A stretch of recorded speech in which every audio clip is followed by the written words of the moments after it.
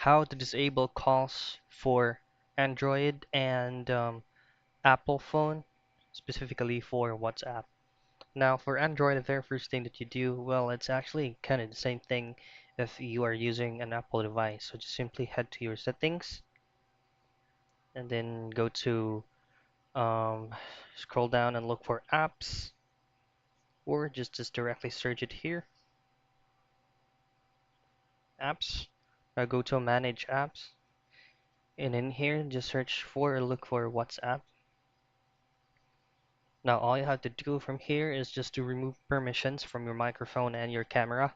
Just go to app permissions and remove permission from camera and then your microphone. So let's try to do that. So choose on don't allow, go back, and same thing with um, microphone, don't allow.